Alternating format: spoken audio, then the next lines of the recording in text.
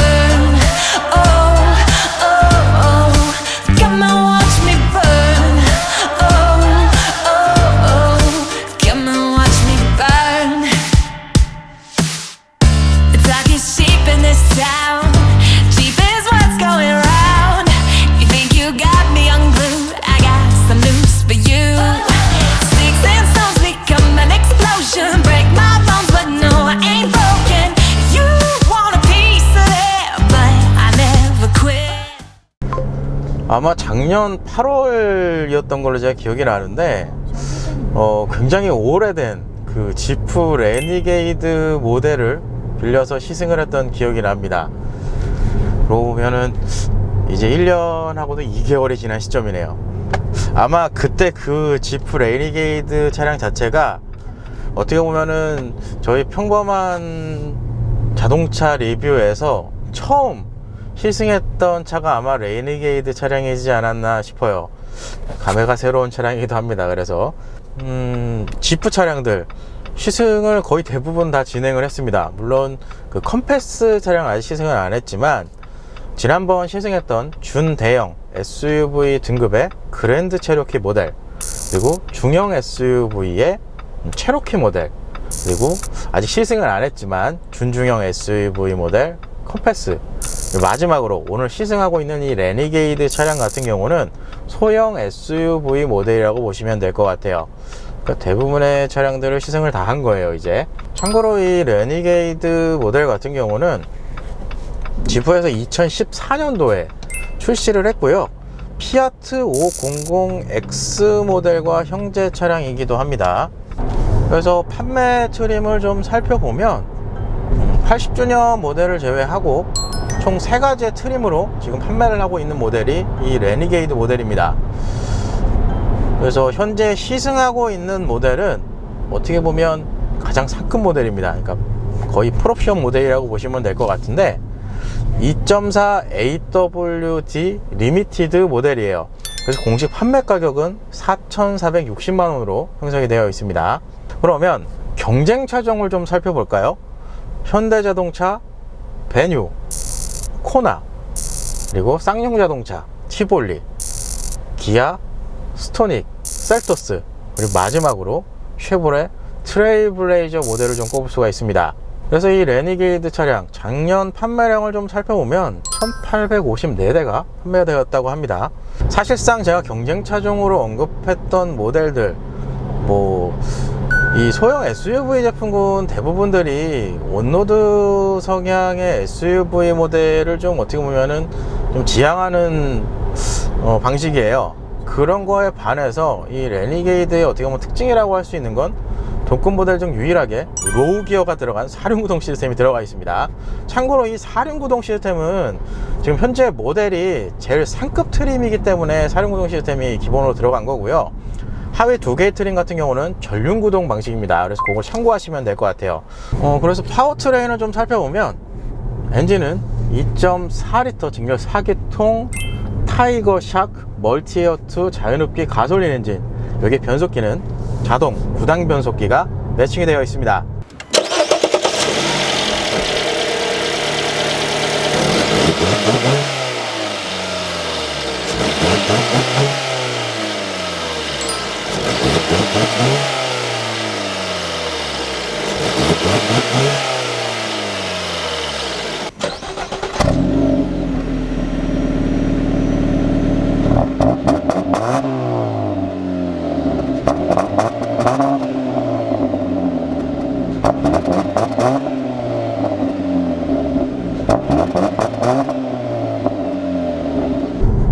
최고 출력 175마력, 최대 토크 23.5kg 포스미터 스펙을 가지고 있고요. 여기에 기본 구동 방식, 뭐 아까 사륜 구동 시스템을 잠깐 언급하기는 했지만 집 액티브 드라이브 셀렉터 레인 시스템까지 적용이 되어 있습니다. 그리고 차량의 공차 중량은 1.5톤 수준이고요. 복합 연비는 9.2km 리터당 이렇게 형성이 되어 있어요.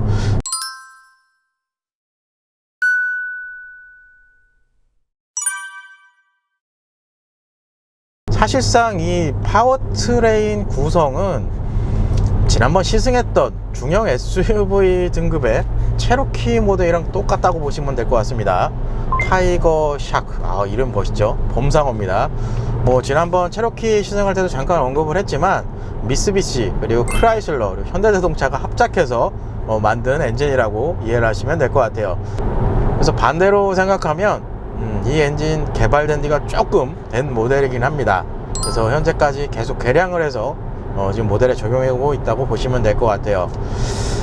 사실상 지난번 체로키 모델 시승기 진행했던 거 곰곰이 생각해 보면 이 파워트레인을 기초로 중형 SUV 등급의 차량을 좀 밀고 나가기가 조금은 답답한 느낌이 없지 않아 있었거든요. 그래서 공차 중량 차이만 봐도 당시에 시승했던 체로키 모델이 1.8톤 수준이었는데 지금 현재 시승차는 1.5톤 수준이라 약 한 300kg 정도가 좀 가볍습니다. 그런 이유에서 약간은 자연흡기 2.4L 모델이긴 하지만 가속감 부분에서는 조금은 낫지 않을까 라는 생각을 해봅니다. 살짝 기대가 됩니다. 그래서 오늘 왜냐하면 제가 시승 진행하기 전에 예전에 촬영했던 레니게이드 시승기 영상을 봤는데 그때 가속감 괜찮다 라고 언급했던 것도 있더라고요. 그래서 이게 레니게이드가 아무래도 차량 등급이 있다 보니까 요 엔진 자체가 무리 없이 차를 밀어주는 느낌이 날 것으로 예상이 조금은 됩니다. 그래도 그때와 지금이랑 다른 건 제가 이제 시승을 좀 많이 했거든요. 그래서 어떤 표현이 좀 할 수 있을지가 저도 궁금하긴 합니다. 오랜만에 레니게이드 모델을 시승을 하니까 1열 실내 옵션을 그래도 간략하게 한번 살펴보도록 하겠습니다. 일단 전체적인 디자인을 보시면 사실상 저도 예전에 시승했던 그 레니게이드 영상을 지금 보고 시승을 하고 있는 상황인데 거의 비슷한 것 같아요. 그리고 좀 특이한 건 이 송풍구가 위 상단으로 올라가 있어요. 이 에어컨 송풍구가 이렇게 상단에 있으면은 사실상 좋기는 합니다. 여름에. 왜냐하면 거의 뜨거운 공기가 이 상단으로 이제 올라가는 타입이라서 이 상단 쪽으로 올려놓으면 이 에어 컨디셔닝 쪽에는 그래도 좀 장점이지 않을까라는 생각이 들고요. 근데 좀 특이한 구성이긴 하죠. 보통 이렇게 송풍구를 이 대시보드 위에 올려놓는 디자인은 여태까지 저도 시승을 많이 했지만 이런 구성은 사실상 처음 봅니다. 그래도 송풍구 얘기가 나왔으니까 그래도 설명을 하자면 그래도 이 기본 방식은 제가 좋아하는 방식이긴 합니다. 원래 정확히 따지면 예전에 시승했던 랭글러 차량에 들어가 있는 이 송풍구 디자인, 원형 타입의 디자인이 좀 낫기는 한데 그래도 일반적인 송풍구 디자인이긴 하지만 이 완벽하게 제낀다고 해서 이게 닫히는 타입이 아니고 요 상단에 다이얼이 별도로 마련을 해놨어요. 그래서 요거는 괜찮습니다. 그리고 보이는 계기판 7인치 TFT LCD가 적용된 클러스터 계기판이 적용이 되어 있습니다. 사실 요 구성은 지난번에 시승했던 체로키 모델의 느낌도 살짝 납니다. 그리고 좌우측 RPM이랑 스피드미터 같은 경우는 아날로그 타입으로 적용이 되어 있다는 거 그걸 참고하시면 될 것 같고요. 이 지프 차량 저도 시승을 많이 하면서 뭐 이건 항상 언급을 했던 것 같은데 나중에 디스플레이 설명할 때도 뭐 언급을 하겠지만 은근히 해상도가 높아요. 그래서 시인성 부분에서도 괜찮은 편입니다. 디스플레이 요즘 추세 자체가 막 전체로 디스플레이를 쓰고 이런 추세긴 하지만 이 디자인 구성 자체는 굉장히 심플하게 잘 돼 있어요. 그래서 뭐 저도 지프 차량 많이 시작해 봤지만 사용하거나 이런 거에 대해서는 크게 불편함은 없습니다. 그리고 시트 같은 경우는 지금 앞좌석은 전동 시트가 기본으로 적용이 되어 있고요. 가죽 버킷 시트가 적용이 되어 있다고 보시면 될 것 같습니다. 그래서 전동 시트이긴 한데 기본적으로 구성은 저도 옵션표에서 확인한 거는 8웨이 방식으로 시트를 조정을 할 수 있습니다. 단지 메모리 기능은 없습니다. 그래서 그거는 참고하시면 될 것 같아요. 이쪽 라인에는 특이한 거는 없고 스티어링 휠 사이즈는 차량 뭐 이런 등급에 비하면 그래도 무난한 사이즈를 제공을 해줍니다. 그리고 스티어링에 보시는 것처럼 어댑티브 크루즈 컨트롤 기능까지 들어가 있어요. 사실상 이 기능도 이 차량이 거의 상급 트림이라도 적용된 기능이라고 보시면 됩니다. 그리고 패들 시프트는 따로 마련이 되어 있지는 않고요. 조금 특이한 구성, 여태까지 언급 안 했던 거, 요 컬럼이 좌측 컬럼은 보통 일반적으로 이제 방향지시 등 컬럼이고, 우측 컬럼이 이제 차량 와이퍼를 조절하는 이제 컬럼이라고 보시면 되는데, 보통 와이퍼를 조절하면 이 친구를 이렇게 밀거나 이렇게 내리면 탁탁 걸어서 1, 2, 3단으로 조정하는 방식인데, 이 친구는 이렇게 돌리는 방식으로 되어 있어요. 그래서 저도 이거 처음에, 예전에 지프 처음 시승할 때 비가 오는데 와이퍼를 조정하고 싶은데 이게 안 내려가는 거예요. 위로 올리면 그냥 한 번만 왔다 가는 타입으로 되거든요. 근데 여기 이렇게 돌리는 게 있습니다. 이 돌리는 게 뒤쪽 와이퍼도 같이 돌리는 방식으로 이 온오프를 할 수 있습니다. 그래서 이거는 특징으로 보시면 될 것 같아요. 이거는 처음 타시는 분들은 약간 헤매실 수도 있어요. 이게 안 되니까. 그리고 스티어링 같은 경우는 기본적으로 열선까지 제공을 해줍니다. 센터페시아 보이는 디스플레이 8.4인치 터치 디스플레이가 적용이 되어 있습니다. 사실상 이 구성 자체는 지프에서 항상 사용하고 있는 인포테인먼트 시스템이 그대로 들어가 있다고 보시면 될 것 같고요. 뭐 특별한 기능은 없는 것 같고, 이쪽에 여기 또 빠져 있네요. 컨트롤즈에 들어가면 지금 보시는 것처럼 이쪽에서 핸들 열선, 그리고 1열 열선까지만 제공되어 있는 구성입니다. 통풍 시스템은 없네요. 에이다스 시스템 같은 경우는 기본적으로 그래도 거의 풀옵션 모델이기 때문에 좀 많이 들어가긴 했어요. 보시는 것처럼 자동 비상 브레이크, 차선 감지, 그리고 파킹 센스, 사각지대 경보 장치까지 들어가 있네요. 들어가 있네요. 사이드미러에 표시가 되어 있네요. 이런 식으로 들어가 있다고 보시면 될 것 같아요. 기본적으로 이 차량이 아무래도 제일 상급 트림이기 때문에 그래도 이 에이다스 시스템이 좀 들어와 있다고 이해를 하시는 게 맞습니다. 이 어댑티브 크루즈 컨트롤은 하위 트림에는 들어가지 않습니다. 그래서 그건 참고하시면 될 것 같아요. 그리고 디스플레이 하단에는 요거는 이제 미디어를 컨트롤 할 수 있는 다이얼이고, 요게 이제 차로 유지를 오프하는 버튼, 요거는 주차 보조 시스템 오프하는 버튼입니다. 뮤트는 소리 뮤트하는 거고요. 스크린 오프는 스크린은 그냥 단순히 끄는 기능이라고 보시면 될 것 같아요. 비상등 들어가 있고, 그 하단에는 듀얼전 타입의 에어컨 컨트롤러가 들어가 있습니다. 지프 차량 시승하면서 항상 설명을 드렸지만, 이 열선 시트나 지금 통풍 시트는 없지만 통풍 시트 이런 거는 이쪽 앱에 들어가시던지, 여기 바로 표시도 해놨어요. 이 컨트롤즈에 들어가서 설정을 하셔야 됩니다. 그래서 그건 참고하시면 될 것 같고, 기본적으로 이 에어컨 컨트롤 그렇게 크게 이상하거나 그러진 않습니다. 저도 지프 차량을 많이 시승을 해보고 사용도 많이 해보고 하는데, 확실히 이거는 포드 차량도 어떻게 보면 공통사항일 수도 있어요.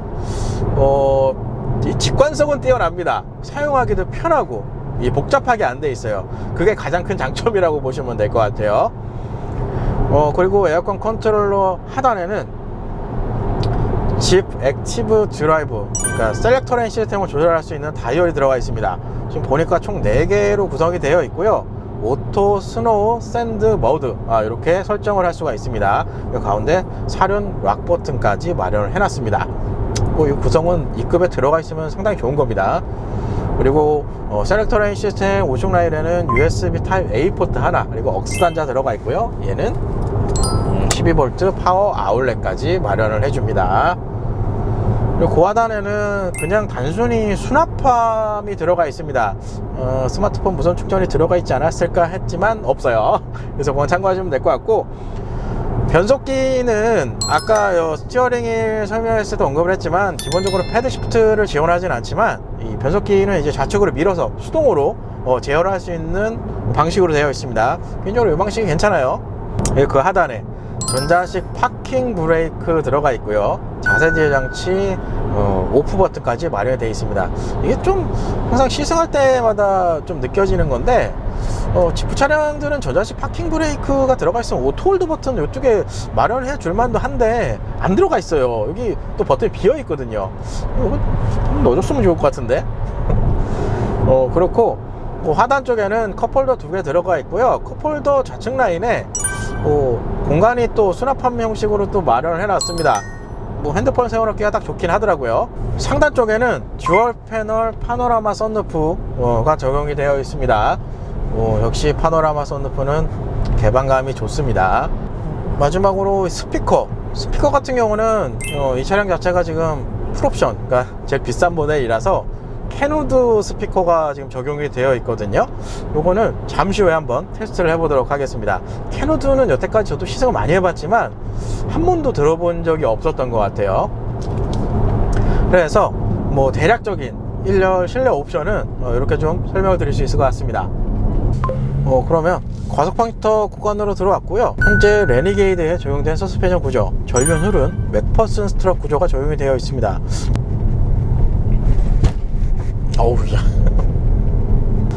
일단 전체적인 승차감은 완벽하게 부드러운 승차감은 아닙니다. 이렇게 넘어가 보면 바운싱이 거의 없어요. 그러니까 차량 자체가 이렇게 넘어가면 바운싱이 거의 없기 때문에 그래서 단단한 승차감을 준다 라고 이해를 하시면 될 것 같습니다. 그리고 넘어갈 때 이 차량의 무게가 살짝 느껴지는 거는 좀 특징이라고 보실 것 같아요. 이게 차량이 그렇게 무겁지는 않은데 그렇다고 완벽하게 막 불편해 딱딱해 이런 정도는 아니고, 여태까지 수많은 차량들을 시승을 해봤지만 거의 그냥 무난한 수준으로 승차감을 좀 제공을 해주는 것 같아요. 이 적당히 단단함을 유지를 해주기 때문에 일상적인 이 주행 환경에서, 아까 고속도로도 잠깐 나갔지만 그런 환경에서는 승차감은 그래도 괜찮은 편입니다. 대신에 이렇게 방지턱 구간이나 요철이 좀 심한 구간에서는 잔진동 같은 경우 이렇게 충격도 조금씩은 올라오는 타입으로 되어 있어요. 여기서 퍽스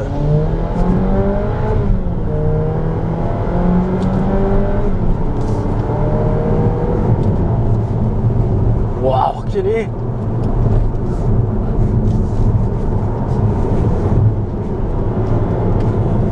차 잘 나가네. 그렇지. 여기서 오케이. 여기도 오케이. 바운싱이 거의 없습니다.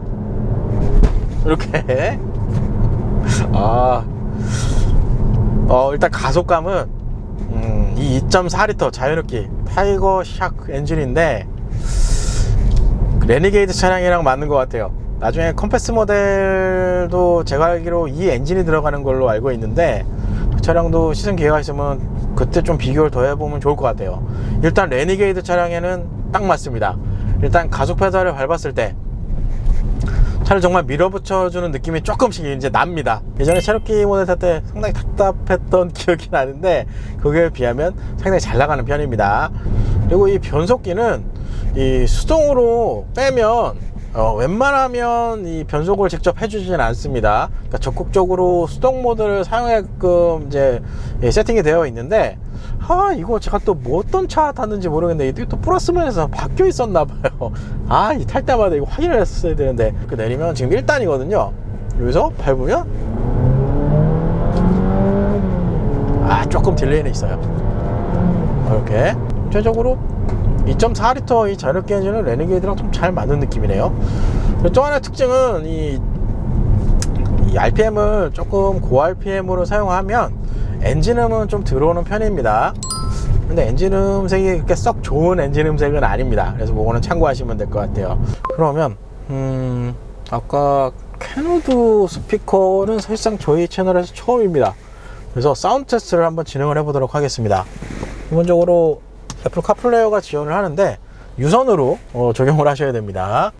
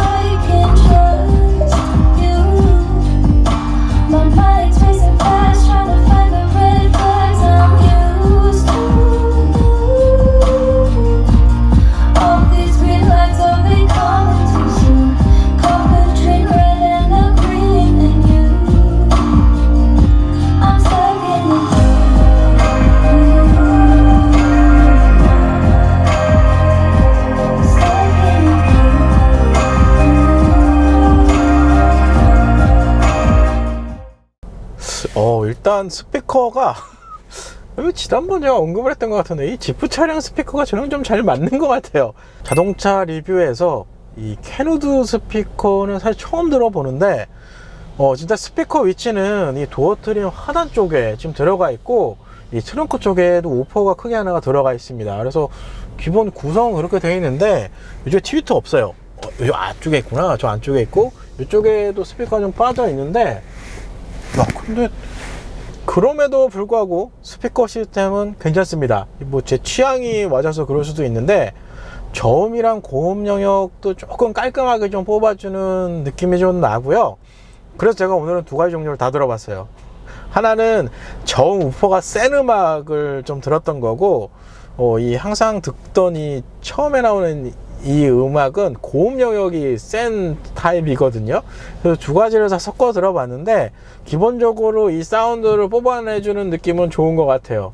저는 개인적으로 이 지프 차량이랑 좀 잘 맞는 것 같아요. 그래서 제가 개인적으로 봤을 때 이거 세팅을 안 건드려도 될 것 같은데 중음 쪽만 두 단계 정도 올려놨습니다. 그러면은 전체적으로 이 밸런스가 조금 중음 쪽에도 이 잔상이 조금 들어가서 밸런스가 좀 맞는 느낌이 좀 나는 것 같아요. 그래서 뭐 기본적으로 세팅을 안 건드려도 될 것 같고요. 이쪽에 제가 서라운드는 애초에 켜놨습니다. 그래서 서라운드는 켜놓으시고 들으시는 게 그래도 약간은 이렇게 사운드가 이렇게 때려주는 느낌이 나요. 그래서 꼭 켜놓으시고 쓰시면 좋을 것 같고, 아까 제가 이 음악 틀어놨을 때 이쪽으로 대형차가 엄청 많이 지나가는데 스피커가 너무 세니까 옆에 지나가는 차 소리도 안 들어옵니다. 그만큼 스피커는 정말 좋습니다. 이 지프 차량이 스피커를 참 잘 만든 세팅을 잘 하나 보네. 이게 개인적으로 이런 세팅은 좋네요. 그러면 오랜만에 또 지프 차량을 시승을 하니까 어댑티브 크루즈 컨트롤을 한번 사용해 보도록 하겠습니다. 일단 기본적으로 작동하는 버튼들은 이 스티어링 휠 우측 라인에 마련이 되어 있다고 보시면 될 것 같아요. 이 친구가 제일 크게 나와 있어서 얘가 어댑티브 크루즈 컨트롤처럼 보이기는 하지만 일반적으로 계기판만 표시가 되어 있는 거는 그냥 크루즈 컨트롤이라고 보시면 될 것 같아요. 이 크루즈 컨트롤과 어댑티브 크루즈 컨트롤의 차이는 간단합니다. 크루즈 컨트롤은 60km로 세팅해 놓으면 60km로만 갑니다. 앞에 차가 가도 앞에 차가 정차를 해도 그냥 60km만 계속 갑니다. 그러니까 그냥 항속주행이라고 보시면 돼요. 그리고 어댑티브 크루즈 컨트롤은 앞 차간거리에 맞춰서 속도를 조절해 가면서 차량이 스스로 이렇게 속도를 제어하는 이런 방식으로 진행이 된다고 보시면 될 것 같아요. 그래서 이 지프 차량들은 초반에 설정하는 게 약간은 복잡하게 느껴지실 수도 있어요. 왜냐하면 이게 미국 차량들이 그런 건지 모르겠어요. 왜냐하면 미국에서 판매하고 있는 전체적인 모델을 다 시승한 건 아니기 때문에 포드 링컨 그리고 이 지프 차량 시승할 때마다 항상 느끼는 건데 이 버튼을 눌러서 일단 어댑티브 크루즈 컨트롤을 활성화를 하거든요. 여기 계기판 표시에 이제 차량까지 표시가 되어 있는 아이콘인데 이걸 누르면 준비 상태가 돼요. 항상 준비를 먼저 해요. 왜 그런지 모르겠는데 이 준비 상태가 되어 있는 상태에서 이제 여기 셋이라고 써 있죠. 이게 플러스 마이너스, 이게 속도 조절하는 것도 이제 같이 사용합니다. 이 셋 버튼 자체가. 그래서 마이너스 버튼을 눌러도 되고 플러스 버튼을 눌러도 됩니다. 그래서 마이너스 버튼을 누르면 이렇게 현재의 속도로 세팅이 되고요. 기본적으로 이거 아까 저도 사용을 해봤는데 차간거리는 기본 4단계로 그냥 세팅이 되는 것 같아요. 그래서 차간거리는 이 버튼 두 개로 이제 조절을 하시면 됩니다. 지금도 브레이크 밟아서 그냥 취소가 됐거든요. 이 상태에서는 차량을 다시 이렇게 출발을 시킨 상태에서 속도가 있는 상태에서 이 리즘 버튼을 누르면 직전에 세팅된 값으로 재활성이 됩니다. 그 재활성된 상태에서 플러스 마이너스로 이제 속도를 조절하시면 되고, 뭐 지난번 시승했던 차량들은 이 플러스 마이너스 이렇게 짧게 누르면 1단위씩 올라가고 길게 누르면 10km 단위로 올라갑니다 했던 것 같은데, 이 레니게이트 차량은 5km 단위로 올라갑니다. 길게 누르면. 그래서 그건 참고하시면 될 것 같아요. 이렇게 누르면 이제 활성화가 됩니다. 그 상태에서 지금 여기가 70km입니다. 이렇게 길게 누르면 이렇게 5단위씩 올라가죠. 이렇게 올라갑니다. 이 재활성 버튼은 지금 요 스피드미터 상으로 보니까 40km 이상이 되어야 재활성 버튼이 이제 조작이 됩니다. 그래서 그건 참고하시면 될 것 같아요. 이렇게 속도까지 세팅이 되어 있으면 그 다음에 남은 건 차간거리입니다. 차간거리는 이 두 개의 버튼으로 이제 사용해서 조절하시면 되는데, 아이콘만 봐도 어느 게 좁혀지고 어느 게 멀어지는지 눈에 띄실 거예요. 정말 쉽게 되어 있죠.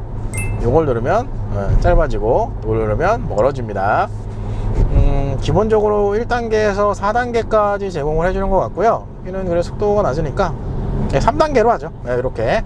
이러면 어댑티브 크루즈 컨트롤 시스템은 끝난 겁니다. 설정이. 그리고 별도의 핸들 조향 이런 거는 없습니다. 차로 유지 기능은 기본적인 세팅이 그냥 활성화가 되어 있는 것 같아요. 오프 버튼만 따로 마련이 되어 있어요.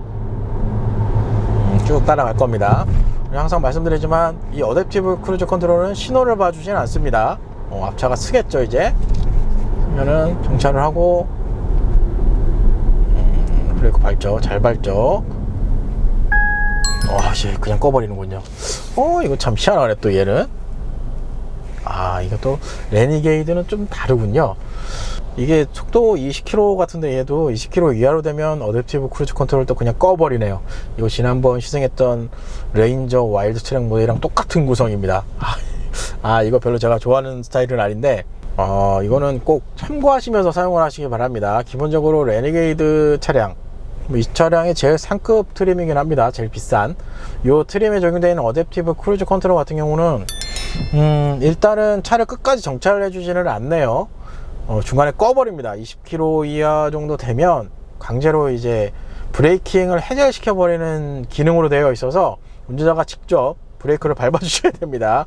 안 그러면 사고 납니다. 이거 얘도 이렇게 되어 있네. 다시 속도 40km까지 올려야 돼요. 여기서는 안 될 거예요. 40km 올라갔죠? 이제 재활성 누르면 이제 됩니다. 제 생각에는 이 집 레니게이드에 적용된 어댑티브 크루즈 컨트롤도 고속도로에서 사용하시는 거를 권장해 드립니다. 일반적인 도로에서는 사용하시면 좀 불편하실 수도 있을 것 같아요. 이게 참 어떻게 보면 불편한 거죠. 이거는. 그래서 이거는 단점이라기보다는 차량에 적용되어 있는 시스템 구성이 이렇게 돼 있다. 그러니까 특징으로 보시면 될 것 같고요.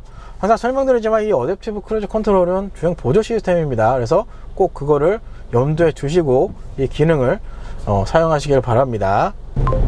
그러면 집 레니게이드 가속 성능 테스트를 진행해 보도록 하겠습니다. 딱히 드라이브 모드가 없어요. 없어서 변속기만 좌측으로 밀어서 수동 변속으로 한번 달려보도록 하겠습니다. 여기서 확셀,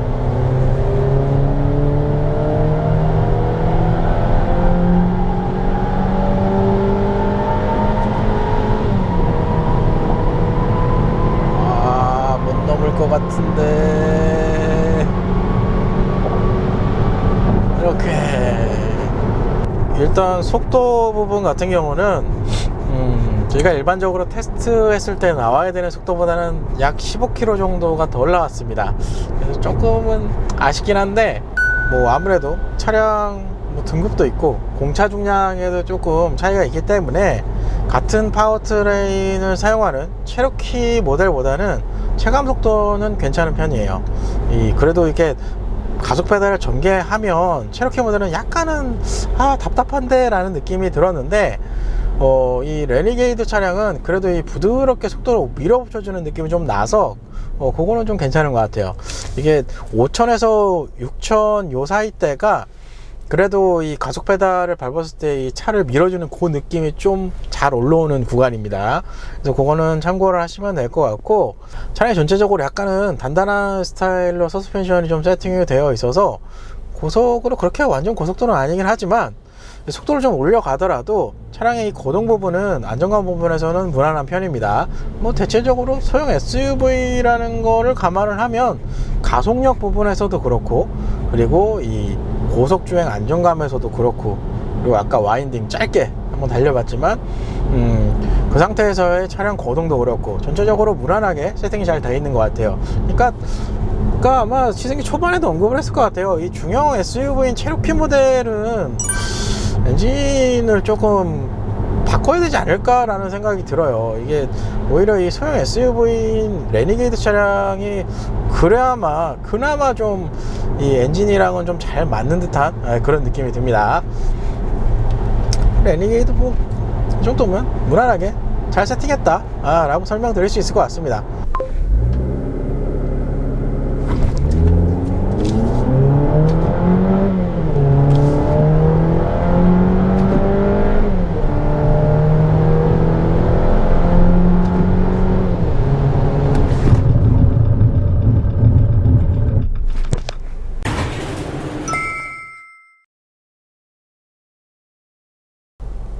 일단 이 제어 방식은 초반은 수동 제어를 적극 활용해서 진행을 했고요.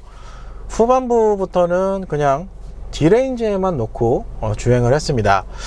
뭐 그럼에도 불구하고 수동 제어를 했을 때가 가장 베스트 랩으로 나왔고요. 두 번째 측정한 데이터가 일단 베스트 랩이에요. 그래서 시간으로 보면 10.99초 나왔습니다. 그리고 거리는 184.56m 이렇게 나왔습니다. 그러니까 지금 거리에서도 느껴지시겠지만 100km까지 가속하는데 거의 180m 정도가 걸렸어요. 그러니까 상당히 늘어진다고 보시면 될 것 같아요. 그러면 여태까지 시승했던 차량들과 한번 비교를 해 보도록 하겠습니다. 실질적으로 제가 생각했을 때는 체로키 모델이랑 어떤지 한번 좀 궁금하기는 해요. 일단 시간에서도 아시겠지만 평범한 실험실 두 번째 섹션 그룹으로 넘어갔고요. 좀 10.99초인데 바로 체로키 앞이네요.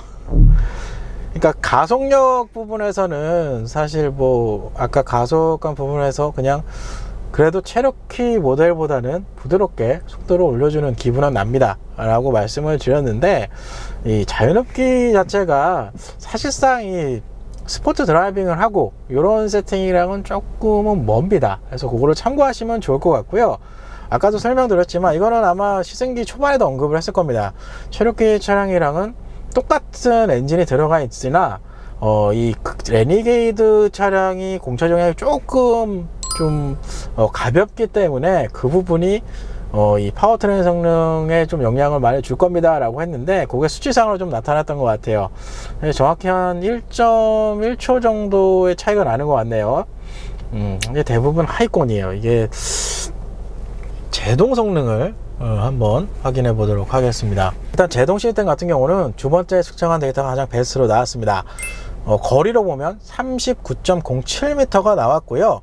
시간은 2.8초 정도가 나왔어요. 이 제동 시스템은 어떻게 보면 이 레니게이드 차량의 좀 장점이라고 할 수 있는 건 반복적으로 테스트를 진행을 해도 40m대까지 밖에는 안 늘어졌습니다. 그만큼 이 시스템 자체는 괜찮다 이렇게 좀 생각이 들어요. 그러면 39.07인데 레니게이드는 첫 번째 섹션으로 넘어갔습니다. 제동 성능 부분에서는 39.07. 이거 똑같네. 나중에 제가 이거 데이터를 한번 봐야 될 것 같은데, BMW X5랑 거리가 지금 똑같이 나왔네요. 그러면 여기 지금 데이터가 있나요? 39.07인데 이건 뭐야? 2.8초인데? 잠깐만요. 이런 적이 없었는데 BMW X5가 지금 39.07인데 레니게이드도 똑같이 39.07이거든요. 그래서 시간으로 봤는데 시간도 똑같이 나왔습니다. 그러니까 이제 공동이라고 보시면 될 것 같아요. 그러니까 파워트레인 성능만 보면 제동 성능 시스템은 좀 좋은 겁니다. 이 수치상으로 좀 비교를 하면 뭐 가속 성능, 뭐 레니게이드에 이 적용되어 있는 파워트레인, 그리고 뭐 차량의 성향 이런 걸 봤을 때 그냥 무난하게 나왔다. 하지만 하위권이다 이렇게 좀 정리를 할 수 있을 것 같고, 제동 성능은 파워트레인 성능에 비해서는 좋은 시스템이 들어갔다 라고 설명을 드릴 수 있을 것 같습니다.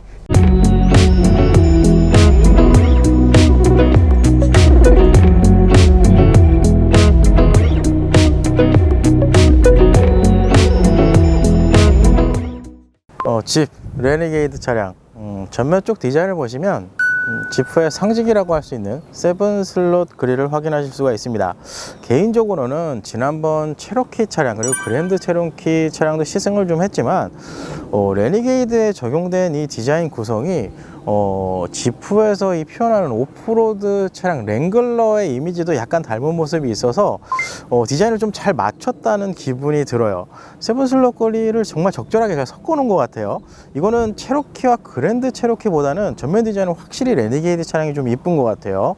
그리고 램프의 구성을 보시면 헤드라이트는 LED가 적용이 되어 있고요. 하단 안개등 그리고 주간 주행등까지 LED가 적용이 되어 있다고 보시면 될 것 같습니다. 이 디자인 자체도 지난번 체로키랑 그랜드 체로키의 이 헤드램프 디자인 구성이 비슷했거든요. 근데 이 레니게이드는 이 헤드램프 디자인만 보면 랭글러 차량의 이미지도 좀 느끼게 해줍니다. 그러니까 오프로드 차량에 이 온로드 성향의 이 디자인 느낌을 적절하게 잘 섞어 놓은 느낌이 나요. 개인적으로 디자인이 상당히 잘 된 것 같아요. 그리고 오프로드를 제가 지금 촬영으로 가서 차가 좀 많이 더러워졌는데 일반적으로 이 차량의 디자인을 좀 들어간다 하면 요즘에는 공기저항 개수에 대해서 좀 상당히 민감하게 디자인을 좀 반영을 많이 합니다. 그렇기 때문에 약간은 유선형 디자인을 좀 많이 사용하는 편이거든요. 그거에 반해서 이 레니게이드 차량은 정말 이 각과 직각을 좀 많이 세우는 듯한 느낌이 납니다. 어떻게 보면 지프의 이미지, 오프로드 이미지와도 잘 맞게끔 디자인이 되어 있는 것 같아서 개인적으로는 디자인 면에서는 기존에 시승했던 체로키나 그랜드 체로키보다는 훨씬 낫다라는 생각이 좀 들어요. 디자인은 개인적으로 좀 괜찮은 것 같아요. 레니게이드 측면입니다. 일단 보이는 휠 타이어 225mm의 18인치 휠이 적용이 되어 있습니다. 타이어는 지금 브리지스톤 타이어가 적용이 되어 있네요. 차량의 등급으로 봤을 때 18인치 휠이면 요즘에 이 국산 차량들도 소형 SUV 모델들도 이 휠 타이어 사이즈를 좀 키우는 추세라서 레니게이드 차량의 경우는 18인치 타이어 그리고 휠 디자인이랑 잘 어울린다는 생각이 들어요. 그리고 무엇보다도 측면에서 이 컴팩트한 SUV 느낌을 가장 잘 느끼게 해주는 구간이 바로 여기입니다. 트렁크 라인이 상당히 짧습니다. 이게 이 레니게이드의 특징이라고 보시면 될 것 같아요. 약간 옛날 군대 생각도 나는 것 같아요. 사이드미러 보시면 상당히 큰 사이즈가 적용이 되어 있습니다.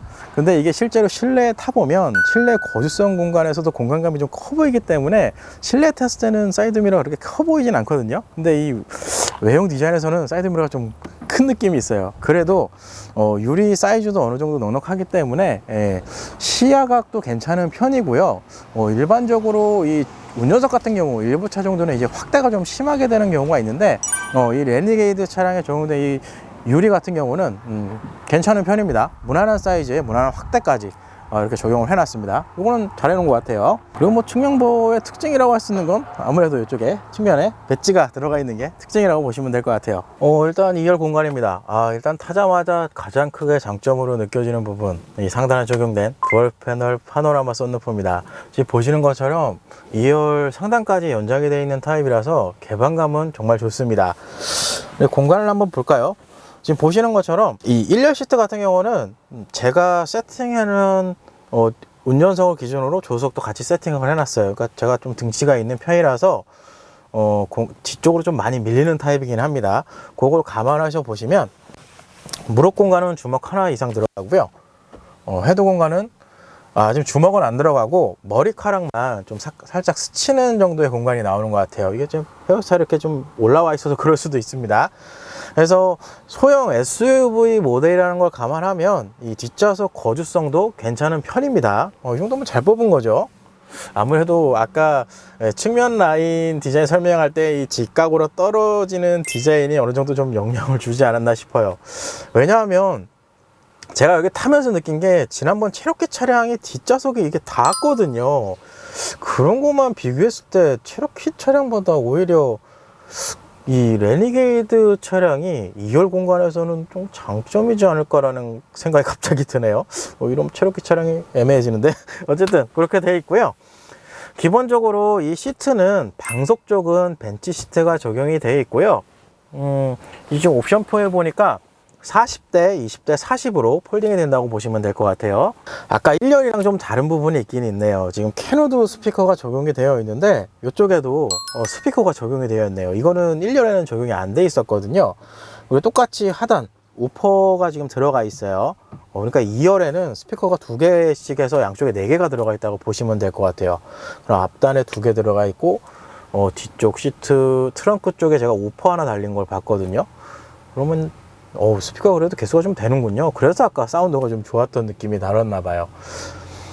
그리고 이 센터 콘솔 후면 라인에는 사실 송풍구는 마련이 되어 있지는 않습니다. 이 모델이 지금 상급 트림이라는 걸 감안을 하면 조금은 아쉽기는 한 구성이지 않을까라는 생각이 좀 들어요. 송풍구는 없고 이쪽에 USB 타입 A 포트로 USB 포트가 하나 마련이 되어 있습니다. 옵션은 이게 끝인 것 같아요. 일단 후면 쪽 디자인을 보시면 컴팩트 SUV의 느낌을 확실하게 좀 느끼실 수 있을 것 같아요. 일반적인 SUV 모델들보다 이 떨어지는 각도가 상당히 수직으로 떨어집니다. 요게 이 레니게이드의 특징입니다. 테일 램프 디자인 상당히 특이하죠. 약간 십자 드라이버를 생각을 나게 하는데 이 외관 쪽 둘레는 면발광 타입으로 되어 있어서 LED가 적용이 되어 있고요.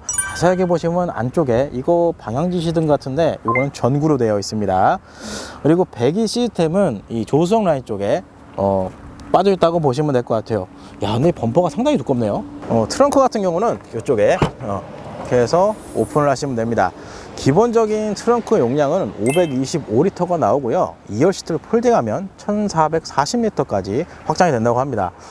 트렁크 용량은 처음에 보면, 저도 이거 엘리 매니저님한테 아까 물어봤어요. 처음에 보면 이게 500리터야? 라고 이렇게 생각이 드실 수가 있어요. 근데 이게 이 전고가 높기 때문에 수직으로 높이 부분이 좀 높다고 보시면 될 것 같아요. 그리고 트렁크 공간에는 특별하게 옵션은 따로 제공은 되어 있지는 않습니다.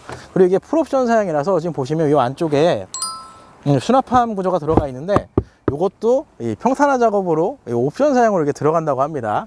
이거 있으면 좋죠.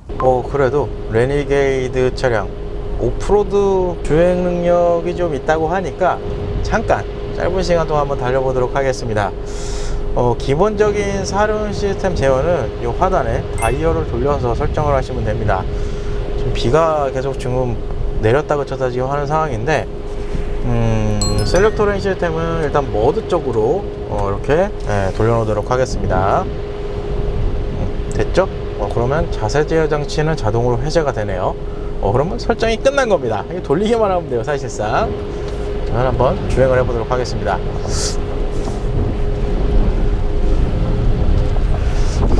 지프 차량은 일단 이런 오프로드 주행 들어오면 상당히 재미있는 이 드라이빙을 좀 주기 때문에 살짝 기대가 되긴 합니다.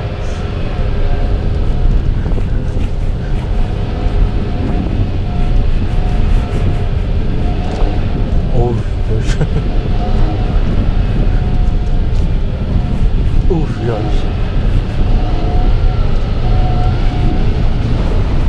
오케이. 그러니까 이게 아까 온로드 중에서 약간 단단함이 묻어 있습니다 라고 표현했던 것 같은데 오프로드 들어오니까 그 단단함이 좀 더 부각이 되는 것 같아요. 기존에 시승했던 체로키, 그랜드 체로키 모델도 오프로드를 잠깐 주행해봤지만 그래도 약간 부드러운 세팅, 그러니까 약간 상하 바우싱을 좀 허용하는 스타일이 돼 있어서 오프로드로 하면 그래도 약간은 좀 편안한 느낌을 만들어줬거든요. 근데 이 레니게이드 차량은 상당히 탄탄하게 잡아주는 스타일로 되어 있어요. 그리고 이 2.4리터 지금 자연흡기 가솔린 엔진인데 일단 차가 밟았을 때 치고 나가는 느낌은 그래도 좋게 만들어줍니다. 이게 뭐드시지? 이게 그래? 일단 차가 치고 나가는 기분은 괜찮네요. 이게 조금 특징으로 보니까 사륜구동이 들어가니까 이 셀렉터 레인 시스템으로 사륜구동을 이렇게 제어를 해 놓으니까 이 RPM을 조금 높게 사용하게끔 이 로직을 이렇게 꾸려 놓은 것 같아요. 그래서 가속 페달을 밟았을 때 사실 이 자연흡기 엔진 같은 경우가 RPM을 좀 높게 했으면 그래도 부드럽게 밀어주는 이 가속감을 좀 만들어 주거든요. 딱 그런 스타일로 좀 만들어 놓은 것 같아요. 그래서 주행하실 때 좀 편합니다. 이 RPM을 좀 높게 사용해 주는 것 같아요. 지금 보시는 것처럼. 그래서 이 정도면 아까 온로드 중에서 변속을 해줬어야 되거든요. 근데 지금 변속을 해주진 않아요. RPM을 좀 높게 사용하게끔 만들어 주네요. 요건 세팅을 잘 해놓은 것 같아요.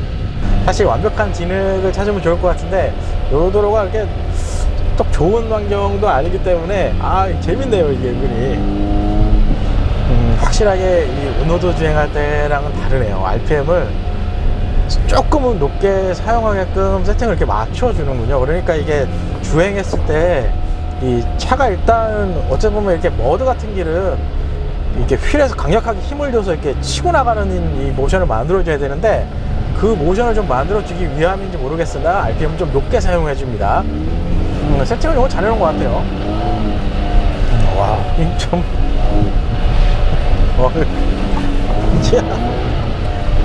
막 미끄럼 타듯이 막 그냥 해집고 나갑니다. 그리고 이렇게 야 슬라이딩 타고 막 차가 막 미끄러지면서 치고 나가는 게 느껴집니다. 그렇죠. 아까 동급 차량들 언급을 했지만 웬만한 이 소형 SUV 모델들 온로드 성향이 중심이긴 하지만 이렇게 완벽하게 오프로드 주행길도 가능한 차량이 바로 이 레니게이드 차량입니다. 2.4L 자유롭게 엔진, 예전에 체로키 모델보다 확실하게 궁합이 잘 맞는 느낌이에요.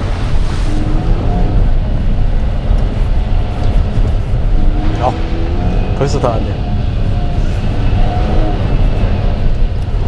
이렇게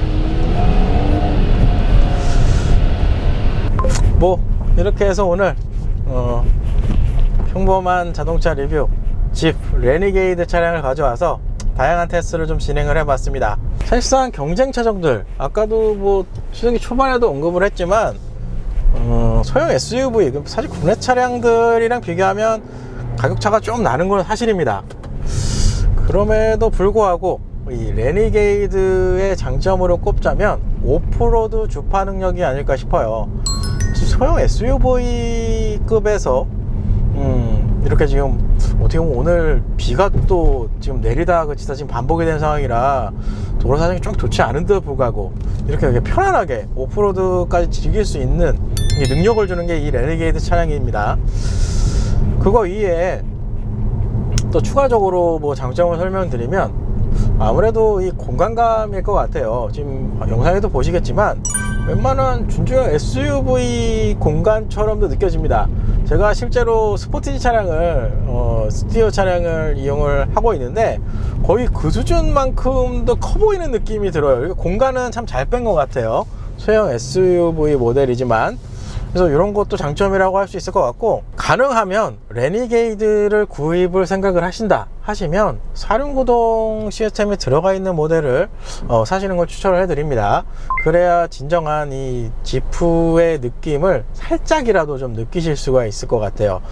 사실상 지난번 시승했던 랭글러, 체로키 차량, 그랜저 이렇게 많은 차량들 시승을 했지만 이 지프에 적용되어 있는 이 셀렉터 라인 시스템 자체가 그래도 일반 차량들도 갈 수 없는 웬만한 오프로드 주행길도 가능할 정도로 차량 거동을 좀 만들어 주기 때문에 이런 부분이 좀 장점입니다. 그러니까 모델을 선택하실 때 꼭 사륜구동 시스템을 선택하시는 걸 추천을 드립니다. 전륜구동 타입을 사는 거는 제가 판단했을 때는 그렇게 이 지프 모델에 대한 매력을 느끼시기에는 조금 아쉽지 않을까라는 생각이 들어요. 그러니까 정확히 표현하면 돈을 쓰실 거면 사륜구동 시스템이 들어간 모델을 구입하시는 게 낫다, 이렇게 정리를 해줄 수 있을 것 같아요.